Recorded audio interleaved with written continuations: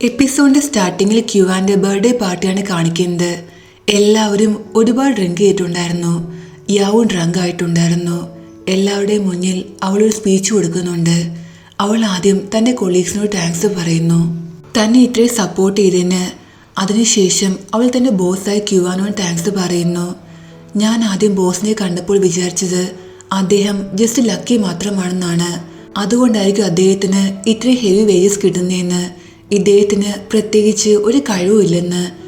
പകരം എനിക്ക് തോന്നിയത് അദ്ദേഹം ഒരുപാട് അനോയിങ് ആണെന്നാണ്.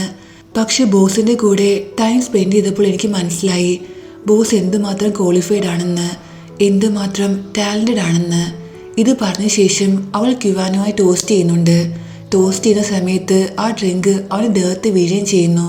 യാവുനെ ഇത്രയും ഡ്രങ്കായി കാണുമ്പോൾ ക്യുവാൻ എണീറ്റ് തന്റെ ഡ്രസ്സ് മാറ്റുന്ന പേരിൽ അകത്തേക്ക് പോകുന്നു. യാവ് ക്യുവാനോട് ഈ ചെയ്ത കണ്ട് മറ്റു കൊളീഗ്സ് ആവട്ടെ സർപ്രൈസായി നോക്കുന്നുണ്ട്. ക്യുവാൻ അകത്തു വന്ന് യാവ് കൊടുത്ത ഗിഫ്റ്റ് നോക്കി, നീ എനിക്ക് ഇന്ന് ഗിഫ്റ്റ് തന്നതുകൊണ്ട് നീ ഇപ്പോൾ ചെയ്ത ഈ കാര്യം ഞാൻ ക്ഷമിക്കുന്നു എന്ന് മനസ്സിൽ പറയുന്നു. അതേസമയം പാർട്ടിയിലാകട്ടെ ലോയേഴ്സ് എല്ലാം പരസ്പരം തമാശ പറഞ്ഞുകൊണ്ടിരിക്കുകയാണ്. ലോയേഴ്സ് വൂജിനോട്, ഞങ്ങൾ ഒരു ലോയറായ ലിയാനെ കുറിച്ച് കേട്ടിട്ടുണ്ട്. താങ്കളുടെ യൂണിവേഴ്സിറ്റിയിലായിരുന്നു. യൂണിവേഴ്സിറ്റി ടൈമിൽ താങ്കൾ ലോയർ ലിയാന്റെ പിറകെ ഒരുപാട് നടന്നിട്ടുണ്ടെന്ന് ഞങ്ങൾ കേട്ടിട്ടുണ്ടെന്ന് അവർ പറയുന്നു. പക്ഷേ വൂജിനാകട്ടെ ഈ കാര്യം സമ്മതിക്കുന്നില്ല. നിങ്ങൾ കേട്ടത് തെറ്റാണ്. എൻ്റെ കോളേജ് ടൈമിൽ ഞാൻ സ്റ്റഡീസിൽ ഒരുപാട് ഫോക്കസ്ഡ് ആയിരുന്നു. ഞാൻ ഇങ്ങനെയൊന്നും ചെയ്തിട്ടില്ല. ചിലപ്പോൾ ക്യുവാനായിരിക്കും ലിയാന്റെ പിറകെ നടന്നത്. അതുകൊണ്ട് നിങ്ങൾ ഈ ക്വസ്റ്റ്യൻ എന്നോട് ചോദിക്കേണ്ട ആവശ്യമില്ലെന്ന് അവൻ പറയുന്നു. അപ്പോൾ ഡ്രങ്കായ യാവ് വൂജിനോട് ഒരു ക്വസ്റ്റ്യൻ ചോദിക്കുന്നു, ക്യുവാനെ കുറിച്ച്. കുട്ടിക്കാലത്ത് ക്യുവാനെ ബുള്ളി ബോയ്സ് ഒരുപാട് ബുള്ളി ചെയ്തിട്ടുണ്ടായിരുന്നു അവൾ ചോദിക്കുന്നുണ്ട്. ഇത് കേട്ട് ലീജൻ ഒരുപാട് സർപ്രൈസ് ആകുന്നുണ്ട്. നിനക്ക് ഈ കാര്യം എങ്ങനെ അറിയാമെന്ന് അവൻ ചോദിക്കുന്നു. എല്ലാ കൊളീഗ്സും ഡ്രങ്ക് ആയിരുന്നു. അതുകൊണ്ട് ആരും ഈ കാര്യങ്ങളൊന്നും ഒരുപാട് ശ്രദ്ധിക്കുന്നില്ല. ലീജനും യാവും ഒറ്റയ്ക്ക് സംസാരിക്കുന്ന കണ്ട് ക്യുവാൻ വൂജിനെ തൻ്റെ അടുത്തേക്ക് വിളിക്കുന്നു. നെക്സ്റ്റ് സീനിൽ പാർട്ടി കഴിഞ്ഞ് എല്ലാവരും പോയിട്ടുണ്ടായിരുന്നു. ലീജനും ക്യുവാനും സംസാരിക്കുന്നു. ക്യുവാൻ ആകട്ടെ ഒരുപാട് ഷൈ ആയിട്ട് ലീജനോട് കുറെ കാര്യങ്ങൾ സംസാരിക്കാൻ ഇരിക്കുന്നുണ്ട്. അവന്റെ കയ്യിൽ യാവ് കൊടുത്ത് ആ കാർഡും ഉണ്ടായിരുന്നു. ക്യുവാൻ ലീജനോട്, ഫീമെയിൽ സബോർഡിനേറ്റ്സുമായിട്ട് നീ ഒരു ഡിസ്റ്റൻസ് കീപ്പ് ചെയ്യണം. നമ്മുടെ കൊളീഗ്സിൽ ഒരാൾ എന്നിൽ ഇൻട്രസ്റ്റഡ് ആണെന്ന് എനിക്ക് തോന്നുന്നുണ്ട്. അതുകൊണ്ടാണ് ഞാൻ നിന്നോട് ഈ കാര്യം പറയുന്നത്. ഇത് കേട്ട് ഒരുപാട് ഡ്രങ്കായ ലീജൻ ക്യുവാനെ ക്ലോസായി വന്ന്, നീ ഒരുപാട് ഡ്രങ്കായെന്ന് തോന്നുന്നു. നീ കുറച്ച് ഡ്രിങ്ക് ചെയ്യണമായിരുന്നു. നമ്മുടെ ഓഫീസിൽ അങ്ങനെ ഒരു കാര്യവുമില്ല. ഇതെല്ലാം നിന്റെ തോന്നലാണ്. ഇത്രയും ഡ്രങ്കായ ലീജനോട് സംസാരിച്ചിട്ട് ഒരു കാര്യവുമില്ലെന്ന് ക്യുവാന് മനസ്സിലാകുന്നു. അതേസമയം ഓഫീസിലെ മറ്റു രണ്ട് കൊളീഗ്സിനാണ് കാണിക്കുന്നത്. ടാങ് യൂഫിയും. അവർ രണ്ടും ഒരു കപ്പിളായിട്ടുണ്ടായിരുന്നു. ഉറങ്ങാൻ പോകുമ്പോഴും ക്യുവാൻ യാവിനെ കുറിച്ചാണ് ആലോചിക്കുന്നത്. യാവ് എപ്പോഴാണ് ഇത്രയും ബോൾഡായത്? ചിലപ്പോൾ ഫേസ് ടു ഫേസ് ഇത്രയും വലിയ കാര്യം പറയാൻ അവൾ ഷൈ ആയിട്ടുണ്ടായിരിക്കും. അതുകൊണ്ടായിരിക്കും എഴുതിയ നോട്ടിൽ തന്നെയെന്ന് അവൻ മനസ്സിൽ വിചാരിക്കുന്നു. ക്യുവാൻ ഉറങ്ങാൻ കിടക്കുമ്പോൾ യാവ് വന്ന് അവന്റെ ബെഡിലിരിക്കുന്നു. അവൻ ആകെ സർപ്രൈസ് ആകുന്നുണ്ട്. ബോസ്, ഞാൻ താങ്കൾക്ക് ഒരു ബേബിയെ തരാൻ ആഗ്രഹിക്കുന്നു എന്ന് അവൾ പറയുമ്പോൾ, ഞാനിപ്പോൾ ഇതിനൊന്നും റെഡിയല്ലെന്ന് അവൻ പറയുന്നുണ്ട്. ഇത് കേട്ട് യാവ് ദേഷ്യത്തിൽ അവിടുന്ന് പോകാൻ തുടങ്ങുന്നു. ക്യുവാനാകട്ടെ അവളെ തടയാൻ ശ്രമിക്കുന്നുണ്ട്. പെട്ടെന്ന് അവൻ ബെഡിൽ നിന്ന് വീഴുന്നു. ഇതെല്ലാം അവന്റെ സ്വപ്നമായിരുന്നു. ഇവിടെ യാവു ആവട്ടെ ലേറ്റ് നൈറ്റ് എണീറ്റ് വെള്ളമെല്ലാം കുടിക്കുന്നു. ഡ്രങ്കായി താൻ പാർട്ടിയിൽ പറഞ്ഞ കാര്യങ്ങളും ചെയ്ത കാര്യങ്ങളും എല്ലാം അവൾക്ക് ഓർമ്മ വരുന്നു. ക്യുവാന്റെ ദേഹത്ത് താൻ ഡ്രിങ്ക് ഒഴിച്ച കാര്യം അവൾക്ക് ഓർമ്മ വരുന്നുണ്ട്. മിക്കവാറും നാളെ രാവിലെ ഓഫീസിൽ പോകുമ്പോൾ തന്നെ ക്യുവാൻ ഫയർ ചെയ്യുമെന്നാണ് അവൾ വിചാരിക്കുന്നത്. നെക്സ്റ്റ് മോർണിംഗിൽ ക്യുവാൻ എണീക്കുമ്പോൾ തന്നെ ജോബ് റിലേറ്റഡ് ഒരു കാര്യം മെസ്സേജ് ചെയ്യാൻ വേണ്ടി യാവുന് അവൻ തുടങ്ങുന്നുണ്ട്. പക്ഷെ അപ്പോൾ യാവു തന്ന നോട്ടിനെ കുറിച്ച് അവൻ ഓർക്കുന്നു. അവൻ ഒരുപാട് ഓക്വേർഡ് ഫീൽ ചെയ്യുന്നുണ്ട്. അവൻ മെസ്സേജ് ചെയ്യുന്നില്ല. ക്യുവാൻ ഓഫീസിലേക്ക് വരുന്നു. അവൻ വീണ്ടും ഇന്ന് സൺഗ്ലാസ് വെച്ചിട്ടുണ്ടായിരുന്നു. കാരണം തലേന്ന് രാത്രിയിൽ അവന് പ്രോപ്പറായിട്ട് ഉറങ്ങാൻ പറ്റിയിട്ടുണ്ടായിരുന്നില്ല. വീണ്ടും കണ്ണിന് ചുറ്റും ഡാർക്ക് സർക്കിൾസ് ആയിട്ടുണ്ടായിരുന്നു. ലീജൻ ക്യുവാന്റെ അടുത്തേക്ക് വരുന്നു. കൊളീഗ്സിന് വേണ്ടി ഞാൻ ഇന്ന് ഒരു ലെക്ചർ അറേഞ്ച് ചെയ്തിട്ടുണ്ട്. ഓഫീസ് റൊമാൻസിന് എഗൻസ്റ്റ് ആയിട്ടും ലവ് ലൈഫും വർക്ക് ലൈഫും എങ്ങനെ ബാലൻസ് ചെയ്ത് കൊണ്ടുപോകണം എന്നെല്ലാം ആ ലെക്ചറിൽ പറയുന്നുണ്ടെന്ന് അവൻ പറയുന്നു. അപ്പോൾ യാവു അവിടേക്ക് വരുന്നുണ്ട്. അവളിന്ന് ലേറ്റായിരുന്നു. ലെക്ചർ അറ്റൻഡ് ചെയ്യാൻ വേണ്ടി അവൾ പോകാൻ തുടങ്ങുമ്പോൾ ക്യുവാൻ അവളെ തടയുന്നുണ്ട്. കാരണം ഓഫീസ് റൊമാൻസിന് എഗൻസ്റ്റ് ആയിട്ട് യാവു എന്തെങ്കിലും കേൾക്കുന്നതിൽ അവന് താല്പര്യം ഉണ്ടായിരുന്നില്ല. പക്ഷെ ലീജുൻ ആകട്ടെ യാവിനെ ഫോഴ്സ് ചെയ്ത് ലെക്ചർ അറ്റൻഡ് ചെയ്യാൻ പറയുന്നുണ്ട്. എന്നിട്ട് ക്യുവാനോട് നിന്റെ ജോബിൽ ഞാൻ ഹെൽപ്പ് ചെയ്യാമെന്ന് പറയുന്നു. ക്യുവാനും ഈ ലെക്ചർ കേൾക്കാൻ വരുന്നുണ്ട്. ആ ലേഡി ആകട്ടെ ഓഫീസ് റൊമാൻസ് കാരണം എന്തൊക്കെ നഷ്ടങ്ങൾ സംഭവിക്കുമെന്ന് ഒരുപാട് കാര്യങ്ങൾ പറയുന്നുണ്ട്. ഓഫീസിൽ 2 കൊളീഗ്സ് റൊമാൻസ് ചെയ്യുകയാണെങ്കിൽ അതുകൊണ്ട് ആ കൊളീഗ്സിന് നഷ്ടങ്ങൾ മാത്രമേ സംഭവിക്കുമെന്നാണ് അവർ പറയുന്നത്. ഇത് കേട്ട് ക്യുവാൻ ഇന്ററപ്റ്റ് ചെയ്യുന്നുണ്ട്. ഓഫീസ് റൊമാൻസ് കൊണ്ട് അത്രയ്ക്ക് പ്രശ്നമൊന്നുമില്ല. നിങ്ങളുടെ പാർട്ട്ണർ നിങ്ങളുടെ കൂടെ ഓഫീസിലുണ്ടെങ്കിൽ ഒരുപാട് ടൈം നിങ്ങൾക്ക് സേവ് ചെയ്യാൻ പറ്റും. ഓഫീസ് റൊമാൻസ് കൊണ്ടുള്ള ഗുണങ്ങളെക്കുറിച്ചെല്ലാം അവൻ പറയുന്നുണ്ട്. ടീച്ചർ യാവുവിനോട് ഇതിനെക്കുറിച്ച് നിന്റെ അഭിപ്രായം എന്താണെന്ന് ചോദിക്കുന്നുണ്ട്. ഞാൻ ടീച്ചറിനെ സപ്പോർട്ട് ചെയ്യുന്നു. ഓഫീസ് റൊമാൻസ് നല്ല രീതിയിൽ പോവുകയാണെങ്കിൽ ഒരു കുഴപ്പവുമില്ല. പക്ഷേ എന്തെങ്കിലും കാരണവശാൽ നിങ്ങൾ നിങ്ങളുടെ പാർട്ട്ണറുമായി ബ്രേക്കപ്പ് ആകുകയാണെങ്കിൽ പിന്നീട് ആ വർക്ക് പ്ലേസിലേക്ക് പോകാൻ നിങ്ങൾക്ക് ഒരു താല്പര്യം ഉണ്ടാകില്ല. നിങ്ങളുടെ വർക്കിനെ ഇത് ബാധിക്കും. അതുകൊണ്ട് ഇതൊരു നല്ല കാര്യമായിട്ട് എനിക്ക് തോന്നില്ല എന്ന് അവൾ പറയുന്നു. ഇത് കേട്ട് ക്യുവാന്റെ മൂഡ് ഓഫ് ആകുന്നുണ്ട്. അവൻ ദേഷ്യത്തിൽ അവിടുന്ന് പോകുന്നു. ഓഫീസിൽ വന്ന് അവൻ നെറ്റിൽ സെർച്ച് ചെയ്യുന്നു. ഒരു ഫീമെയിൽ കൊളീഗ് നിങ്ങളോട് ലവ് കൺഫേസ് ചെയ്യുന്നു. പക്ഷെ അതിനുശേഷം അവൾക്കൊന്നും അറിയാത്ത പോലെ അഭിനയിക്കുകയാണെങ്കിൽ അതിൻ്റെ അർത്ഥം എന്താണെന്നാണ് അവൻ സെർച്ച് ചെയ്യുന്നത്. റിസൾട്ടായിട്ട് അവന് കിട്ടുന്നത് ചിലപ്പോൾ താങ്കളുടെ ഭാഗത്തുനിന്ന് എന്തെങ്കിലും ഇനിഷ്യേറ്റീവ് കിട്ടാൻ വേണ്ടിയായിരിക്കും അവൾ ആഗ്രഹിക്കുന്നത്.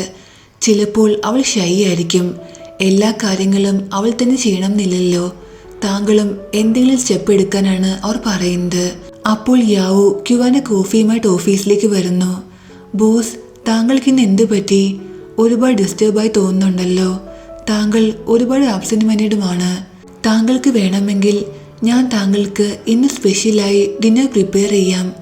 എനിക്ക് അത്യാവശ്യമായി താങ്കളോടൊരു കാര്യം സംസാരിക്കാനുണ്ടെന്ന് അവൾ പറയുന്നു. ക്യുവാൻ വിചാരിക്കുന്നത് മിക്കവാറും നല്ലൊരു അറ്റ്മോസ്ഫിയർ ക്രിയേറ്റ് ചെയ്ത് ഒഫീഷ്യലി തന്നോട് ലവ് കൺഫേസ് ചെയ്യാൻ വേണ്ടിയായിരിക്കും ഇവൾ തുടങ്ങുന്നതെന്നാണ്. ഇതിനു വേണ്ടി നല്ലൊരു അറ്റ്മോസ്ഫിയർ വേണം.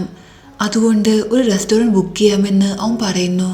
ഓക്കെ സർ, പക്ഷെ എനിക്ക് താങ്കളോട് ഡിസ്കസ് ചെയ്യാനുള്ളത് കേസാണെന്ന് അവൾ പറയുമ്പോൾ ക്യുവാൻ ദേഷ്യം വരുന്നു. നിന്റെ പ്രോബ്ലംസ് എല്ലാം നീ സ്വയം സോൾവ് ചെയ്യണം. നീ എന്താ കൊച്ചു കുട്ടിയാണോ? എല്ലാ കാര്യങ്ങളും എന്നോട് ചോദിക്കാമെന്ന് പറഞ്ഞ് അവളെ റൂമിൽ നിന്ന് പറഞ്ഞയക്കുന്നു. നെക്സ്റ്റ് സീനിൽ ചെങ്സിയാണ് കാണിക്കുന്നത്. അവൾ ഒരു പുതിയ വീട്ടിലേക്ക് താമസം മാറിയിട്ടുണ്ടായിരുന്നു.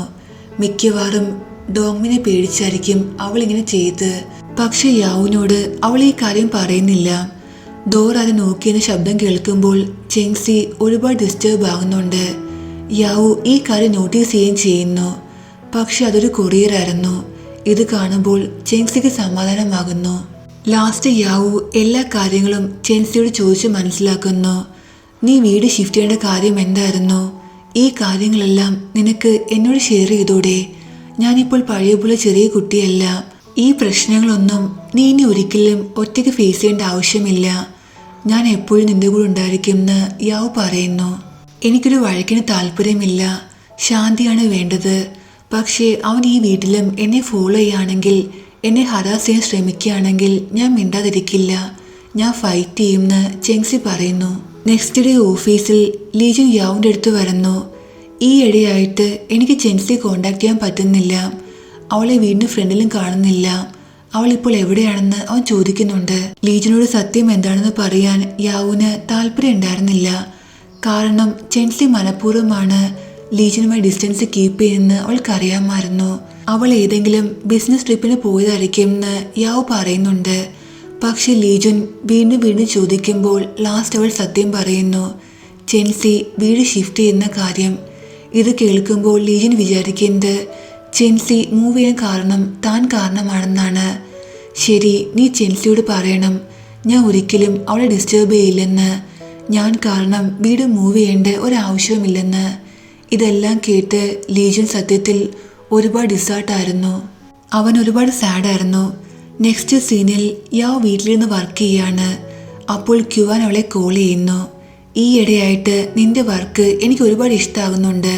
സോ ഞാൻ നിനക്ക് ഒരു ട്രീറ്റ് തരാൻ ആഗ്രഹിക്കുന്നു അവൻ പറയുമ്പോൾ, സർ ഞാനിപ്പോൾ ഒരുപാട് ബിസിയാണ്, മറ്റൊരു ദിവസം ആകട്ടെ എന്ന് പറഞ്ഞ് അവൾ കോള് കട്ട് ചെയ്യുന്നു.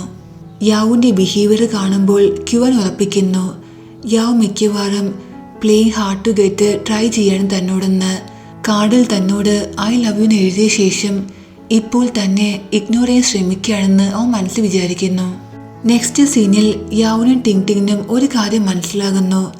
ടിങ് ടിങ്ങിനെ അവളുടെ ഹസ്ബൻഡ് നന്നായി ചീറ്റ് ചെയ്യുന്ന കാര്യം. ടിങ് ടിങ്ങിന് അവളുടെ ഹസ്ബൻഡ് കൊടുത്ത മാരേജ് സർട്ടിഫിക്കറ്റ് ഫേക്ക് ആയിരുന്നു. പ്രഗ്നൻസിയുടെ മോർണിംഗ് സിക്നസ് കാരണം ടിങ് ടിങ്ങിന് മാരേജ് സർട്ടിഫിക്കറ്റിന് പോകാൻ പറ്റിയിട്ടുണ്ടായിരുന്നില്ല. സോ അയാൾ അവൾക്ക് കൊടുത്തത് ഒരു ഫേക്ക് സർട്ടിഫിക്കറ്റ് ആയിരുന്നു. ഡിവോഴ്സ് ഫയൽ ചെയ്യാൻ വേണ്ടി പോയപ്പോഴാണ് ടിങ് ടിങ്ങിന് ഈ കാര്യം മനസ്സിലായത്. ഈ സത്യം അറിയുമ്പോൾ ടിങ് ടിങ് ഒരുപാട് ഡിസ്റ്റർബ് ആകുന്നുണ്ട്. തൻ്റെ ഹസ്ബൻഡ് ആദ്യം മുതലൊരു ഫ്രോഡായിരുന്നു എന്ന് അവൾക്ക് മനസ്സിലാകുന്നു. അയാൾ ഇതെല്ലാം ചെയ്ത് തൻ്റെ പണം സ്വന്തമാക്കാൻ വേണ്ടിയാണെന്ന് അവൾക്ക് മനസ്സിലാകുന്നു. കാരണം അവർ ഒരുമിച്ച് വാങ്ങിയ വീടിൻ്റെ ഡൗൺ പേയ്മെൻറ്റ് കൊടുത്തത് ടിങ് ടിങ് ആയിരുന്നു. ഈ കേസിനെ കുറിച്ച് ആലോചിച്ച് യാവു ഒരുപാട് ഡിസ്റ്റർബ് ആയിരുന്നു. രാത്രി മുഴുവൻ ഈ കേസ് സ്റ്റഡി ചെയ്യായിരുന്നു. അതുകൊണ്ട് നെക്സ്റ്റ് മോർണിംഗിൽ ഓഫീസിലേക്ക് വരുമ്പോൾ അവൾ ഒരുപാട് ലേസി ആയിട്ടാണ് ഇരിക്കുന്നത്. ഇത് കാണുമ്പോൾ ബാവു അവൾക്ക് ഫ്രഷ് ആകാൻ വേണ്ടി കോഫി കൊണ്ട് കൊടുക്കുന്നുണ്ട്. ക്യുവാൻ ഈ കാര്യങ്ങളെല്ലാം നോട്ടീസ് ചെയ്യുന്നു. അവൾ ക്യുവാൻ്റെ അടുത്ത് ഈ കേസ് ഫയലുമായി വന്ന് കേസിനെ കുറിച്ച് ഡിസ്കസ് ചെയ്യുന്നു. പക്ഷെ ഡിസ്കസ് ചെയ്യുമ്പോൾ തന്നെ അവൾക്ക് നല്ലൊരു ഐഡിയ കിട്ടുന്നുണ്ട്. അവൾ പെട്ടെന്ന് ഹാപ്പിയായി അവിടുന്ന് ഓടിപ്പോകുന്നു. പാവം ക്യുവാനാകട്ടെ യാവുവിനോട് ഒന്ന് സംസാരിക്കാനുള്ള അവസരം കാത്തിരിക്കുകയായിരുന്നു. അതും ഇപ്പോൾ നഷ്ടമായി. അവൾ ടിങ് ടിങ്ങിൻ്റെ അടുത്ത് വന്ന് തൻ്റെ ഐഡിയാസ് ഷെയർ ചെയ്യുന്നു. തനിക്ക് ഈ കേസ് ജയിക്കാൻ പറ്റുമെന്നും നിന്റെ വീട് ഞാൻ നിനക്ക് വാങ്ങിത്തരുമെന്നും അവൾ പറയുന്നു. ഇതെല്ലാം കേൾക്കുമ്പോൾ ടിങ് ടിങ്ങും ഒരുപാട് ഹാപ്പിയാകുന്നു. ലോ ഫീൽഡിൽ ഇപ്പോൾ നിനക്ക് നല്ല എക്സ്പീരിയൻസ് ഉണ്ടെന്ന് ടിങ് ടിങ് പറയുന്നുണ്ട്. യാവ് ഹാപ്പിയായി വീട്ടിലേക്ക് വരുന്നു. സ്വന്തമായിട്ട് നല്ലൊരു ഡിന്നർ പ്രിപ്പയർ ചെയ്യുന്നുണ്ട്. എന്നിട്ട് ഫോട്ടോ എടുത്ത് അത് സ്റ്റാറ്റസായി ഇടുന്നു. ക്യുവാൻ ഈ ഫോട്ടോ കാണുന്നുണ്ട്. യാവുവിൻ്റെ ഫുഡ് അവൻ മിസ് ചെയ്യുന്നു.